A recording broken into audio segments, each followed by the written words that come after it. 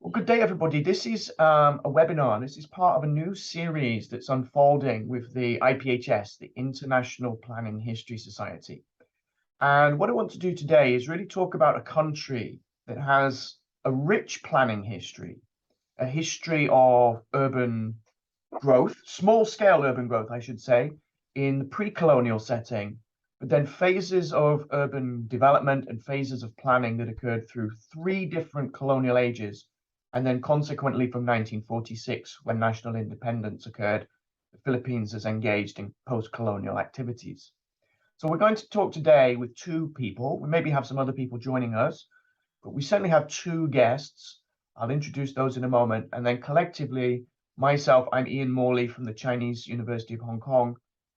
We're going to talk about issues to do with the Philippines. As I say, the Philippines is a very, very interesting country in the sense that it does have a very rich and varied and colorful planning history, but it does not have a history in the sense of a specialist field of planning history or urban history for that matter. There are very different ways that people studying the Philippine urban past come to understand it. So I want to introduce 2 individuals who are very, very important in this regard. And my first guest today is Danny Girona. Danny, could you just spend, say, a moment or so? Would you like to just introduce who you are, please? Thank you very much, Ian. Good morning, Raymond. Good morning, Ian. Good morning to you. There's our group. I'm Dan Herona. I did my doctoral work on the Franciscan evangelization of the Bicol region and southern Luzon, because the Franciscans covered southern Luzon from Quezon province until the Bicol region. So that's where I did much of my work.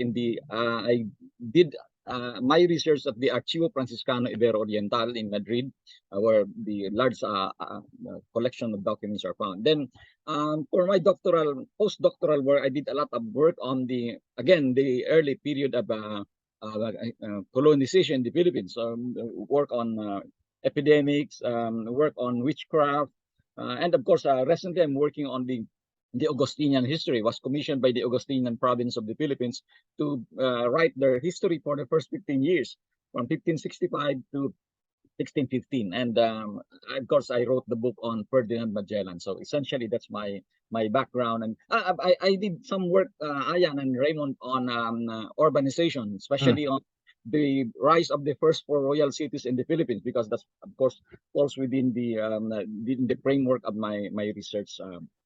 Yeah, that's it. That's great. Thank you, Danny. So we'll come back to those books later. You can introduce those books and introduce the case studies within those books. But essentially, again, to someone maybe working in the field of planning history, you're someone very much different. But in Philippine history, someone like yourself, who is a specialist in early Spanish colonial contact, is very, very important in understanding about the development, as you say, of the early cities and the application of planning because of the use of the laws of the Indies. Yeah. Okay, Philippine towns and cities were planned, were developed according to the laws of the Indies, which was a set of guidelines, essentially, 148 rules applied throughout the entire Spanish Empire. So again, anybody interested in the history of the Americas, you have very, very much a strong connection with the Philippines in that regard. So we'll come and talk about that a bit more later. So thank you very much, Danny. Second guest today, thank you, Raimundo Rovillas. Now, Raimundo is based in a very, very different part of the Philippines, on the same island as Danny, but at the opposite end of the geography. So, Raimundo, would you like to just give yourself some time to say something about you and your professional endeavors and background, please? Okay, I'm Raimundo Rovillos. I'm a professor, full professor of history at the University of the Philippines, Baguio City. Baguio City is located in the Cordilleras of Northern Luzon. I specialize in ethnohistory. I did my this dissertation on the ethnohistory of the Tingians of Abra. I also do cultural history of the Philippines, no, and so that's my academic side. Well, recently, Also, we have a PhD in Indigenous Studies program, which I led in organizing, and now it's running with more than 50 students, 2 years in the running. As an activist and advocate of sustainability, I'm very active in the city of Baguio as the co-chairman of the city mayor of Baguio in the Creative Baguio City Council, which is a multi-sectoral body created by the local government in partnership with the private sector and the creative communities of Baguio City, whose task is to ensure that our commitments as a UNESCO Creative City, the first UNESCO Creative City for crafts and arts, are carried out. So these are my hats now, Ian. Well, now recently I'm also consultant of the governor of the Pangasinan, which is the hometown of my father, in the research and development. Sir Dan, my mom, by the way, hails from Albay, in Manito, Albay. So she's Bicolana. I speak a little Bicolano. I understand Bicolano. So that's something that sort of connects us, Sir Danny. Okay, thank you, Raimundo. Thank you so much. And again, thank you, Danny. Now, I think, again, what both of you are indicating, this is important for someone who's maybe not familiar with the Philippine context, is the issue of regionalism. The geography of the country, the island nature of the archipelago, and the different cultures mean that life in certain areas are very, very different. And I think one of the things as well that's very, very important to understand about Baguio is the connection with American colonization, not Spanish, American, because it was a planned city. And of course, it was planned by a name that's certainly familiar to people familiar with international planning history, the architect, the planner, Daniel Burnham, who actually came to the site, and as a consequence of that, he planned what became the city. It was modified a little bit by the consultant architect, William Parsons, but the general idea of Baguio, the concept of Baguio's plan, was put forward in 1905 by Daniel Burnham. So we'll come back to these issues very much. Thank you, Raimundo. We've got a third guest who's joined us. Mick, can you hear, please? Hi, can you hear? Your microphone's on mute. Miko is muted. Yeah. Okay, well, we maybe wait, because I know Miko has just arrived at the airport and maybe having problems with connection. Let me just again introduce myself. Ian. Oh, hi, Mick. How are you? Very well, very well. Sorry, I'm Okay, the signal keeps breaking. Okay, let me just introduce myself, and then hopefully Mick can sort out his problems. I'm Ian Morley. I'm the Vice President of the International Planning History Society, and my research focuses upon the Philippines. But in particular, what I'm interested in is the American colonial era. Oh, hi, Mick. You're there. No, we've still got a problem. We'll try and get that sorted out. But again, in order to save time, let me just refer to a map. And again, anyone familiar with the history of Southeast Asia will have seen a map, something such as this. But again, what is so important to understand about the Philippines is it is Asian, but it is a very, very different part of Asia. It's very, very much affected by issues, Latin history, the American history. This was a colony of Spain, but ultimately it was managed as a colony of Mexico. It was an adjunct of Mexico, New Spain, as it was. But in 1898, it became an American colony. And then, of course, during World War II, it was occupied for 4 years by the Japanese. So soon thereafter, it became an independent nation. Now, Danny and Raimundo mention certain areas through family ties, through work connections. So at the top of the map, we have Baguio, okay, in north of Luzon Island. And Baguio is built in the uplands of North Luzon. It is a city that is about 5,000 feet above sea level.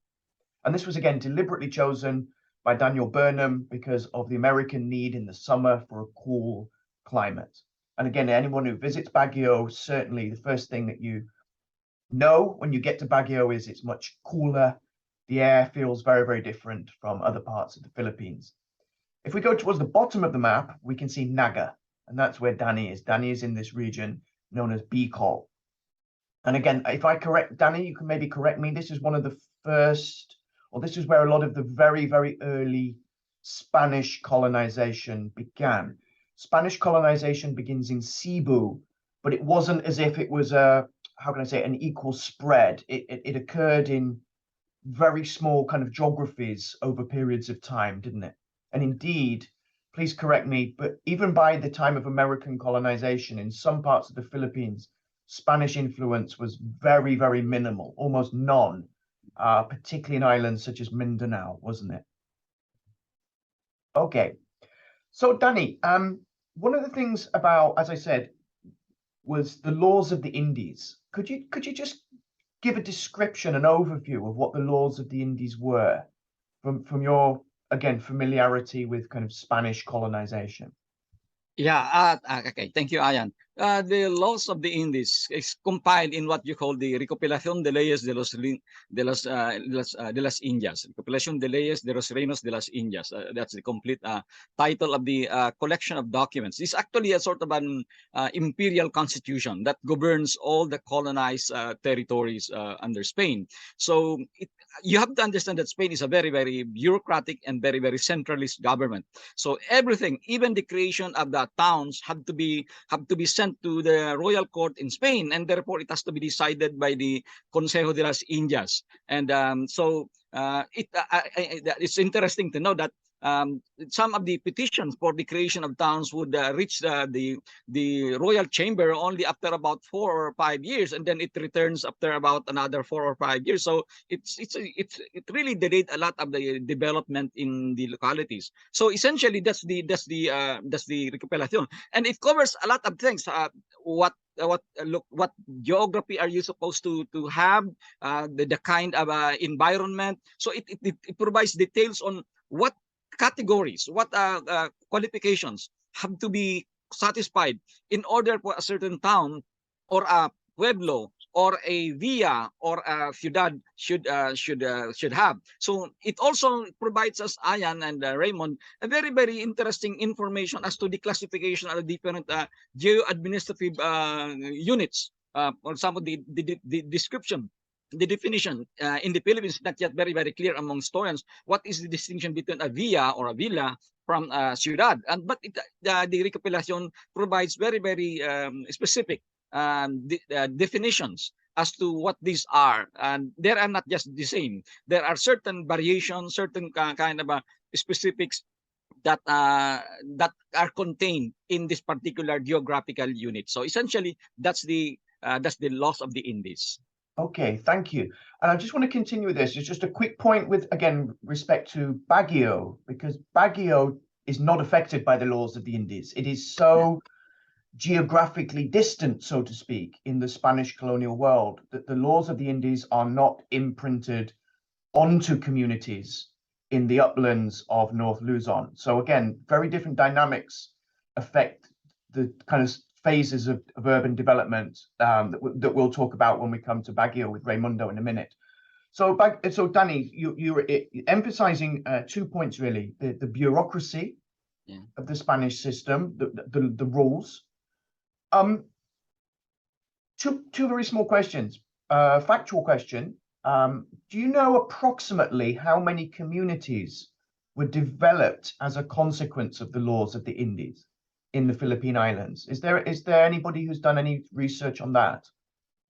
Well, if you mean by that, Ayan, the specific sort of units that had been created, pueblos, Well, it's quite difficult to establish that because it depends on what year are you talking about. For example, the documents in the Archivo General de Indias and also the documents at the APAC, Archivo de los Padres Agostinos de Filipinas in Valladolid, contained a lot of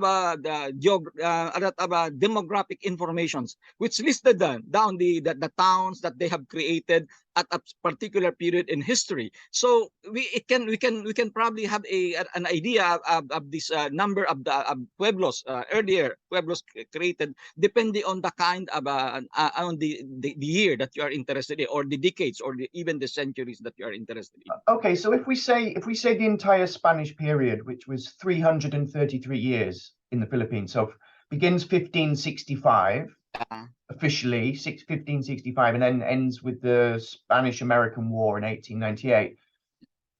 How many communities, in your view, were established by the Spanish applying the laws of the Indies? Well, I think when we deal with the, for example, the later part of the centuries, we have already sufficient towns because of the creation already of the provincias. So we can probably go to the Guia Oficial de Filipinas, and it would already provide us the provincias and the respective towns included in that. But if we are talking about the earlier parts, very difficult because most of them are actually contained in the religious archive. So it's not much of the documents are found in the bureaucratic reports in the colonial government, but most of them are in the religious orders, because most of them, especially in the 16th century and the early 17th century, are still not classified as pueblos. So therefore they do not fall within the colonial colonial government's patronage. They are actually part of the mission. So sometimes the missions are not yet officially classified as part of the colonial regime because they are still undergoing evangelization. So so that's really interesting, because again, that underscores the importance of archival research and the use of different documents, because as I say, it seems a very straightforward question, but as you're explaining, the Spanish have very particular ways of recording information, and obviously where you would expect the information to be, which is in the official records of the government, it's actually listed under something else, which you're saying. So therefore, if you want to really understand the kind of early urban development of the Philippines from your perspective, Danny, you really need to go through the religious history. That's right. So therefore, is there, and this is again a really at face value short question, were the people that actually planned out, because again, the laws of the Indies makes very clear what on the ground an urban place should be, shouldn't it? You know, the plaza points to the 4 directions of the compass, etc., etc. So was it the priest who was actually the urban planner? Yeah, essentially, in the early period of the evangelization, it's the priest that actually defined, because you have to understand, Ayan, the priest wanted to place the settlements in an area that is accessible to him as a missionary, which is establishing networks of mission outposts. So he has to look at the context of the unit, of the geo-administrative unit, in the context of its accessibility in relation to other units. We have to understand the Cabecera Visita complex. So these networks of the settlements had to be within the metropole of his spiritual administration. Okay, so essentially it's a mathematical exercise that's administered by the priest, who essentially is putting the shape of the plots, the line of the roads on the ground. And you mentioned something there, and I apologize, we'll come to Raimundo very quickly. You mentioned about plaza complex, and this was something that was discussed in a book by Don Hart, that's I think 1955, who was an anthropologist based at Yale. What is the plaza complex? Because this is really the central point, isn't it, of Spanish urbanism, not just in the Philippines, but the entire empire of Spain. What is the plaza complex? The plaza complex is part of, even in the Leyes de Indias, it already indicated the need for a plaza complex. We have to understand, Ayan, that unlike what we know today of the plaza, where people simply gathered together for socio-cultural activities, the plaza at the time is a multifunctional geographic unit.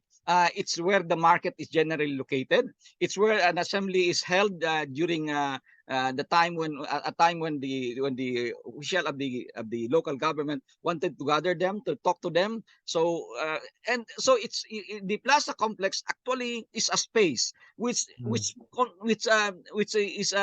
designed for people to gather together at a certain point in their history. But then the plaza complex, Ayan, is only implemented, is realized only when the pueblo was already established. At an early stage, when you are talking, for example, about Bisita, there was apparently no plaza at the time. The realization of this ideal urban feature came only when a certain locality has reached the status of a pueblo. And to be a pueblo, Ayan, does not mean that the king or the governor general simply approve that.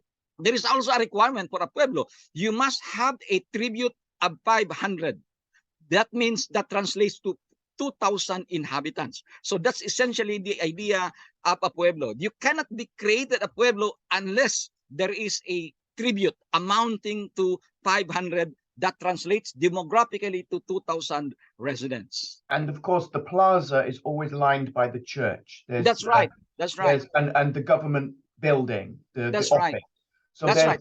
there's that relationship between space, colonial government, and church. right. It's That's absolutely fixed, isn't it, in the That's right. in the Spanish system? And as you say, the way that the Spanish were able to populate these pueblos was through a policy that was called reducción, the right. notion of bringing under the bells. And that That's kind right. of leads me to Raimundo, because in Baguio, the Spanish didn't have an imprint, so there wasn't a bringing of people under the bells. You've got much more of a, I suppose, a nativized history where you are. So just a very quick question to you: how did people kind of live in what was the community before the Americans arrived? Because the Americans are the first foreigners to have an impact in the uplands, aren't they, of North Luzon? Yeah, that's right. The entire Cordillera region, where Baguio is located, was not fully colonized, no, by the Spaniards, except maybe perhaps the valleys of Abra. Now, sorry, can I just quickly jump in the there? the valleys in Abra, which is part of the Cordillera region geographically. Could you just briefly say why? Why did the Spanish not colonize? What? And this relates to the land, doesn't it? This relates to the nature because of land. of the strong, number one, because of the strong resistance of the native population here. Number two, because of the geography, it was simply, challenging for them, difficult for them to get into the hinterlands of the Cordillera because they were not familiar with the terrain, and some of them would simply die of exhaustion and famine, no? In addition to the strong resistances of the indigenous peoples here. And that is well documented in a book by Dr. William Henry Scott, no? The Discovery of the Igorots. So that's the reason. In Baguio City, there was no formal pueblo. There was only a politico comandancia, which is actually a military setup prior to setting up a pueblo, right, Sir Herona. So that's the most that they could get to establish in Baguio City. So Baguio, before the Americans came, was described as a rancheria. No, it was populated by Ibaloys, the indigenous peoples or the natives in Benguet, and they were mostly cattle growers. There were a lot of cattle being grown in the Cordillera in Baguio City, and they were trading with mostly from lowland Pangasinenses and the Ilocanos. No, so that was the situation prior to American colonization. Yeah, and I just want to come back to this map because, as you say, at the moment you're in Pangasinan, which is the area that I'm kind of got my cursor over. But Pangasinan is a flatland. Central Luzon is flatland, generally. It's and rice growing. And when you get and it's very interesting because as you go north, the mountains come into view. And what happens when you get past into La Union, past Dagupan, you really hit the base of the mountains, and very quickly you go high. that's the thing I think people don't understand about Baguio. It is only maybe 10 kilometers in a straight line from the flatlands, but because of the nature of the terrain, it's been able to evolve with these peoples and cultures that are completely disparate. Okay, there was trading contact, but as you say, the colonizers were simply unable to break through these very strong cultural and equally natural barriers, the barrier of geography. Right. And in a sense, that identity issue still exists today when we come to think about Baguio as this creative city. And that's something we'll talk more about a little bit in a moment. Thank you, Raymond. Really, really interesting points for anyone, again, not familiar with kind of Philippines and the geography. Now, I just again want to emphasize about now kind of you're saying the lack of Spanish influence, but when the Americans come, they find in Baguio a community that was called Cafaguay, if I'm correct. Right. Now, give me some description. What was Cafaguay? Because as I say, it was then changed into the colonial summer capital of Baguio in accordance with Daniel Burnham's 1905 plan. What was Cafaguay before it became Baguio? Yeah, Cafaguay was just one part of what we now know as Baguio. Cafaguay is an Ibaloy term to that space we now know as Burnham Park and now the Central Business District of Baguio City. There were other Ibaloy terms for other parts of the city, and but throughout what we now know as Baguio City, it was well, a rolling hills. There's a valley in the center of it.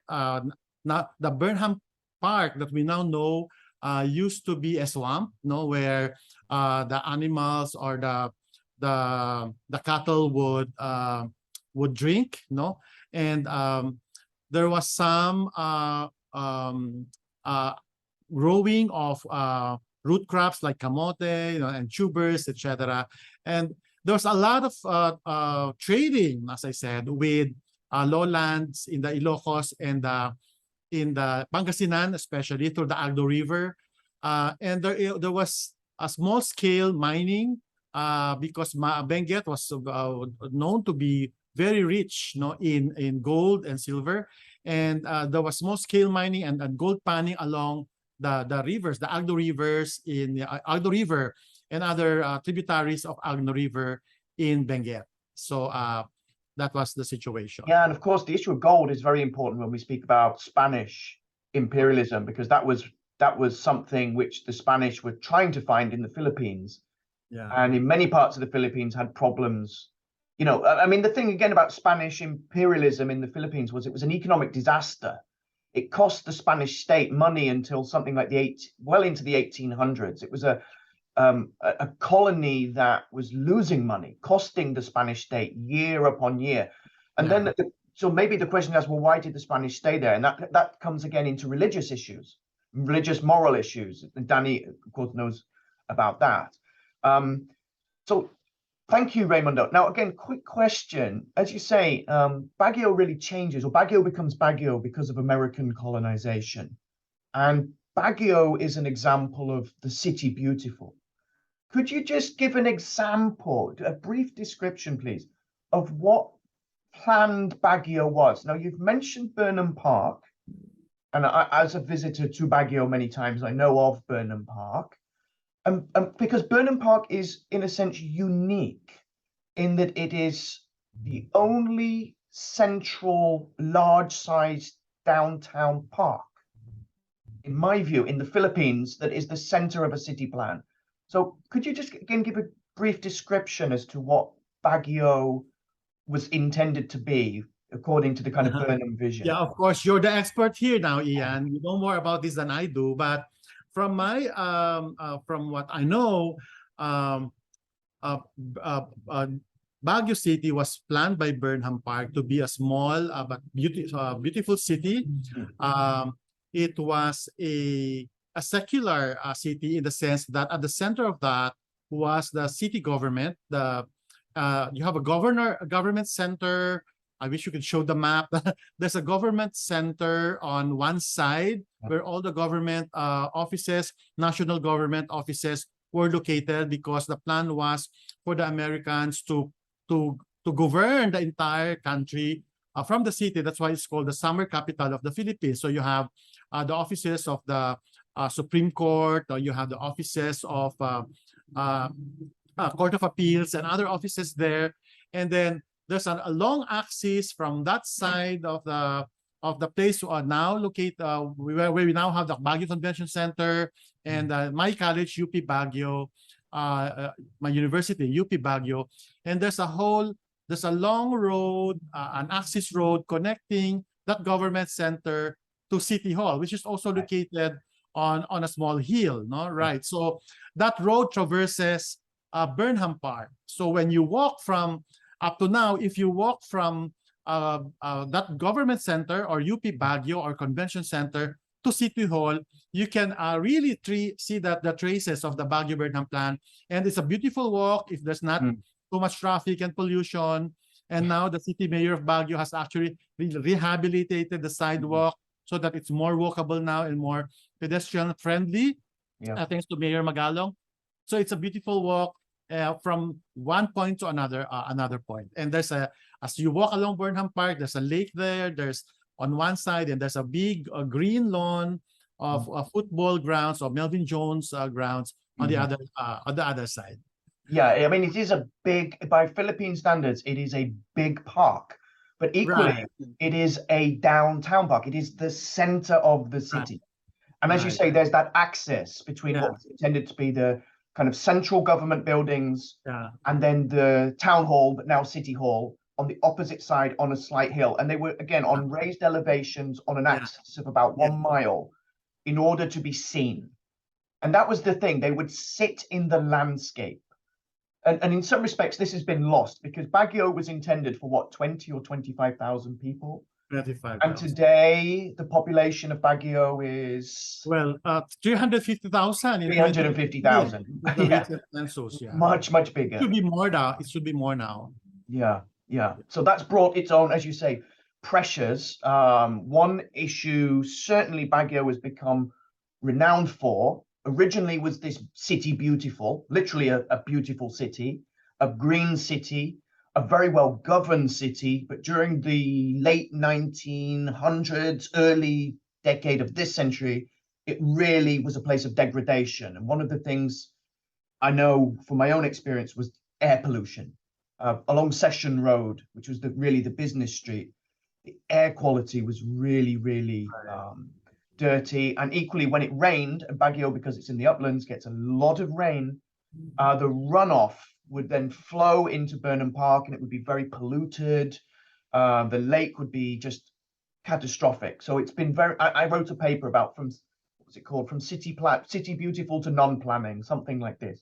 And as you say, it's been good under the current mayor that there's been a kind of return to governance, a return to try to give the city back to the people, which ultimately Burnham Park had become as the city evolved, because there's a number of issues in the city's history where people, in a sense, have taken that public space, haven't they? One obviously very important was when the Pope visited. Equally in 1990 or 91, when there was the big earthquake. 1990. When the city really experienced a very big earthquake. Because it is in a seismically active zone.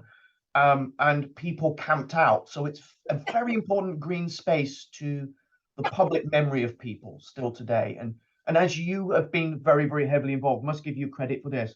You're amongst a group of people in Baguio who've been fighting the previous administration to stop the proposal to turn Burnham Park into basically a car park. And again, the reason for that was the previous mayorship believed that if you build car parks in the middle of an already busy city, it will stop traffic congestion, which clearly it won't. Empirical evidence says the opposite, but we'll come to governmental logics in a minute. Let's just return to Danny. Danny, you mentioned that you'd published a couple of books on the kind of early urban development. For anybody, again, unfamiliar with the Philippine urban context, what do your books say? What do your books tell? What cities did you focus on? Well, of course, I focus on the Bicol region, on Nueva Cáceres, and also at one time the Cebu city government of Cebu asked me to write their history. So I wrote something about these Cebu, but it's not yet published. But essentially, these are the two major cities that I wrote about: Cebu and Nueva Cáceres. Of course, a little of Manila because that's the center. But I think what interests me, Ayan, just to connect this with the earlier question you raised to Raymond about why was Baguio left out during the early Spanish conquest. Well, you have to understand that the creation of cities and even towns, but specifically the cities, it had something to do not necessarily only with the issue of urbanization, but issue also with the protecting the colonial integrity, the integrity of the colonization of the Spaniards. So most of the cities are located, of course, with near the sea or near the river. And in the case, for example, of Baguio, if you have to look at it in map, the Spanish conquest is seaborne. Essentially, it came from the sea or from the river. And Baguio is, of course, an upland territory. But it was skewed out from the plan of the conquistadores because their interest was to colonize Cagayan and Bigan. The reason is because this area, Cagayan specifically, is a jump-off point for the conquest of China. That has always been, the interest of the Spaniards as early as 1581 when they established the settlement there in Cagayan. Right. Sorry, Danny. Just again for people on the map, I'm sorry it's not included. Maybe show it here. Vigan is in kind of this area. Yeah. Ilocos Norte is the province, right in the northeast of the Philippines. Excuse me, sorry. Yeah, and Cagayan is on the other side. The reason is because they also protected the galleons. The galleons were passing from, if they were not able to enter the Bicol region, the San Bernardino Strait, the galleon would proceed to the north and therefore it would go to Cagayan area. And they wanted to have an outpost there as a protection for the galleon passengers who would be probably dropping off in that particular area, and instead of going down to the western part and then down to the south and in Manila. So essentially, it has two major concerns. First, to serve as a jump-off point for the conquest and conversion of China, and also to protect the galleons passing through that particular area in the northern part. But Baguio is, of course, it's in the upland area, and it has no purpose for that particular concerns of the Spaniards. Yeah, and of course, again, for anyone unfamiliar with Philippine history as to why the relationship with China is so important, or the galleon trade, because it was about silver. That's and right. Silver was brought to Manila, and Manila was really a global emporium. That's right. Where in particular the Chinese were very important. The Chinese on a kind of population ratio was something like 15 to 1 for every Spaniard. Right. Manila was to some extent a Chinese trade city. Right. And the key commodity here was silver, because the Ming dynasty had created a law where certain taxes had to be paid in silver, and the Chinese couldn't have enough silver supply. Traditionally, it comes from Japan, but Japan couldn't supply it. So in consequence, you have this Spanish system of taking silver from what is Potosi, most famously, which is kind of Peru, Bolivia area, sailing up to Acapulco, and then from Acapulco, 1 or maybe 2 boats a year laden with silver would then travel across the Pacific, coming to Manila. And then in Manila, you would have this intense season of trade, and then the boat would sail back to Mexico laden with jewels, ceramics, silks, spices. And of course, this ability to earn money meant that people from Southeast Asia, East Asia, even as far as Persia, East Africa, were represented in Manila. Manila was, by about 1600, a truly global city. And I think as well, what's important, slightly off track, but an important historical point, the British knew in the 1600s about the Spanish sailing across the Pacific, but they didn't know how. And they were sailing around Southeast Asia, and they were aware, obviously, of the Spanish, and the British even occupied Manila in the 1760s. But it wasn't until, I think, about 1740s that the British captured a galleon and stole all the maps and understood how And it was about that time, the guy, I can't remember the name, he was a privateer, but the guy who was engaged in kind of stealing state maps and state documents, he was the guy who sailed around Hong Kong 100 years before the British colonized and kind of identified it as a potentially important trade point. But anyway, as I say, we're digressing. Let's move back to Raimundo. Now, Danny's mentioned about the Spanish and the Spanish church and priests. When we come to Baguio, we're talking about the Bureau of Public Works, aren't we? They're the important government office, the American government office. But as you said, you mentioned about the City Beautiful, and the City Beautiful was a completely different way of planning from the Spanish. The Americans wanted to create a very different kind of civilization in the Philippines. But as you've said, really Baguio, as much as it was colonized by the Americans, it has through time, certainly during the American era and beyond, retained its sense of place, hasn't it? Right. And what I'd just like you to do, really just as we kind of draw our conversation to a close, could you give me, not just me, but Danny and the audience, could you give some indication as to what the UNESCO Creative Cities status, how that's operating, what it's promoting in Baguio? Baguio is the only city in the Philippines with this status, isn't it? Maybe I'll talk about it from my perspective as one of the key movers of the UNESCO application, because we certainly had a different agenda, no, from perhaps maybe other actors, but although now in the process trying to now understand why exactly we enlisted to be a UNESCO Creative City. It's all because of sustainable cities. Now that can be, that may sound abstract and to many, but for us it was all about arresting the decay, the urban decay of Baguio, that and we saw the elements or the signs of it already happening with problems of garbage, with pollution, with overpopulation, being unplanned, all the problems, name it, they're all there. So I was chancellor of the city then, at the same time very active in the civil society movement, the Baguio We Want movement, composed of many non-government organizations, and the Bishop of Baguio was my co-chairman at that time, and we would gather mga thousands of people at the auditorium of UP Baguio then to talk about the problems of the city and the problems of governance, or the lack of good governance at that time.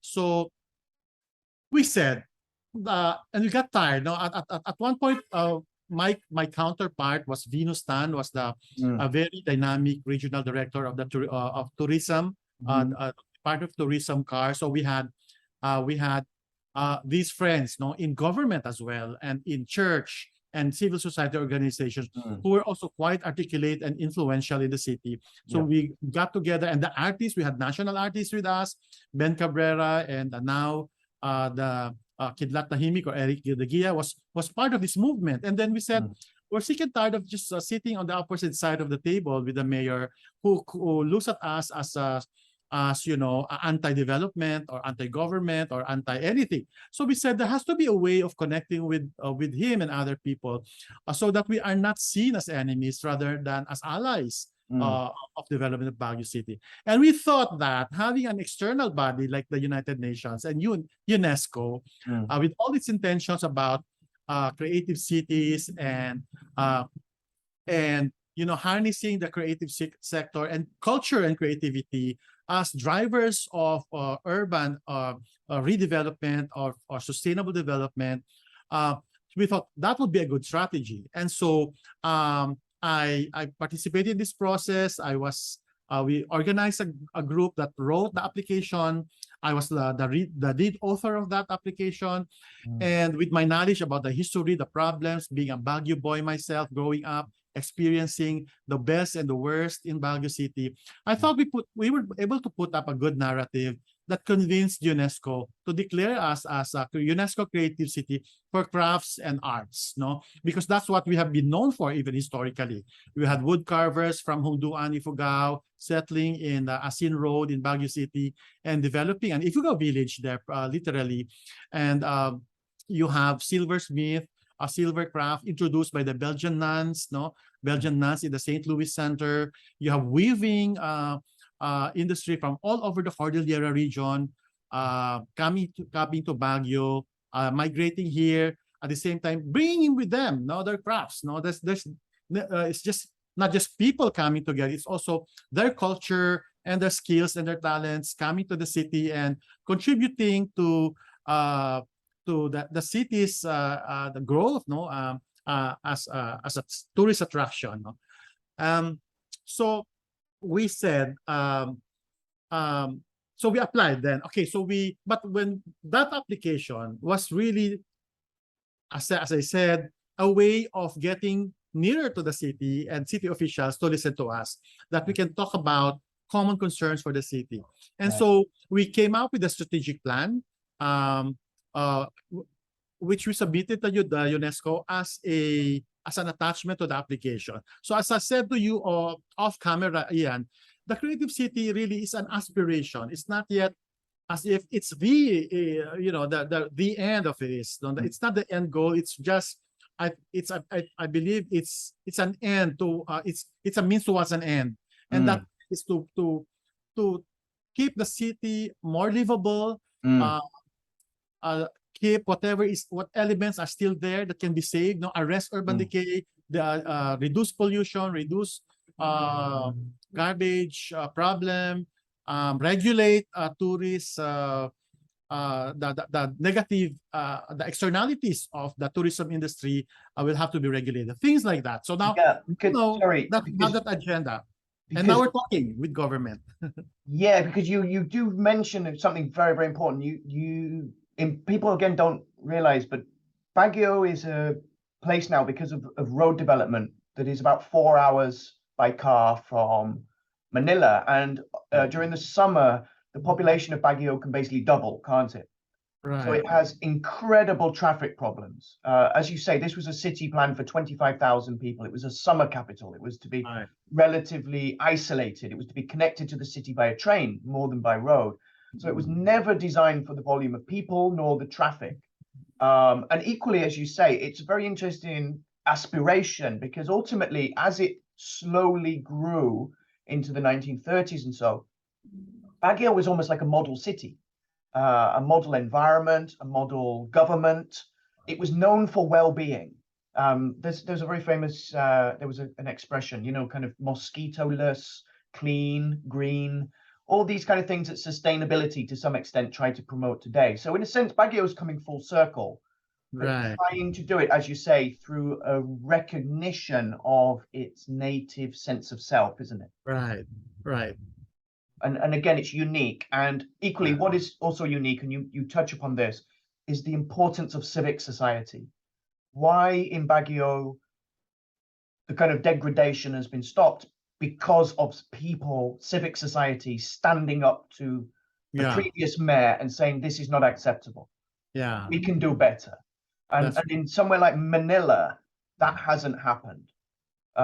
It's much, much less obvious, or shall I say, to phrase it kind of that way. But it is a very, very interesting case study, as you say, because of aspiration, but equally because of connection with people. Just a final question, though, Raymond. How are you informing people of the history of Baguio in the context of the creative city? How are you teaching people of the history of Baguio in the context of the creative city framework? Oh yeah, it's all about history, in fact. There's a lot of nostalgia among Filipino Baguio citizens, especially the old-time residents of Baguio, and they're very articulate. They have they have Facebooks, pages about the old Baguio that they want, so there's this movement towards the future is really about the past. As far as that sector of population is concerned, they want to reclaim the past and what was good about it. And of course, there's some tension with other groups like who say that that's too purist and too romanticist. You can no longer go back to the old because there's a lot of changes going on already. But I think that's a good element in it. It's good to have nostalgia in this process, because they're the ones who's reminding us about what we've lost and what we will continue to lose Right. if we don't act Right. now. So there's a good mix of nostalgia people, memory people, and the young population who are upbeat and wanting to change and wanting to be globalized and innovative. And in this precisely, this Council of Creative Council is a venue for the old and the young to dialogue, the artists with the business people, the planners, to have the dialogue. And we have that forum already of debating, even sometimes it can be dramatic, but at the end of the day, at least you have that platform, you have that venue to talk. Brilliant. Thank you so much. And it's a perfect answer, because it actually segues into my final question for the conversation, which is for Danny, because Danny's been involved in 2021. It was the 500th anniversary of Magellan's arrival. In other words, the arrival of non-Asians in the Philippine archipelago. And again, in many parts of the world, there's been a kind of a rejection, a push away from issues of colonization and imperial force imprinted. But in the Philippines, there's quite an opposite, isn't there? There's kind of broad, I'm being very broad here, but there's a kind of an embracing of the past, as Raimundo said. Again, just as a final question to you, Danny, what is it about the Philippines as to why people are so engaging with their past, even if it engages with things like colonialism and all the atrocities that kind of brought? Well, I think one thing that is that in a way explains this thing is because of Catholicism. Ayan. I think the majority of the Filipinos are Catholics in some way, and I think for that reason, it actually that did away all the probably the bad things, not necessarily evil, but the bad things that probably the conquistadors did to the Filipinos, because they said, oh, well, it gave us Christianity, Catholicism, and in a way, it saved our soul. So very, very, you might say this idea about the idea of the inquisitional mentality that it's good even if you were punished, even if your body suffered. After all, the Christianity, Spaniards gave us salvation through Christianity. So essentially, I think that's the whole idea about our attachment to Spanish colonialism lies. This idea of the gift of faith that, and I think even during the 500 years of the conquest of the Philippines by Magellan, the Catholic Church emphasized this idea that Christianity is a gift. It's a gift of faith, and therefore we have to be thankful to Spain for all these things. And there's also the point as well that I think culturally, in the Philippines, people understand that if things hadn't happened in the past, they wouldn't be what they are today. That's right. Good or bad. That's right. That's right. That's right. But equally, the irony of this is that as they go forward, there's very much a destruction of the physical past in terms of urban buildings. And I think that's a topic that we can focus on, I can have for another webinar. Maybe we can look at that from the perspective of American colonization. But thank you so much. Just as a final slide for everybody, please, if you're not familiar with the International Planning History Society, then there is a website, planninghistory.org. And equally, there is, you can become a member of the society. There's a number of things that you can gain from being a member of the society. One is you can apply for paper copies of the journal, Planning Perspectives, which is published 6 times a year by Taylor and Francis. But equally, if you wish to subscribe to IPHS, they have a quarterly newsletter, and you can go to the planninghistory.org/news, and then just put your name and email address, and you can find information there. But thank you so much, Raimundo, and thank you, Danny, for your views of, as I say, the richness of Philippine urban cultural history, yet something that's not written about, as I say, within the domain of either urban history or planning history, because as you say, in the Philippines, you look at it from a much more local history perspective. That's where the historiography is based.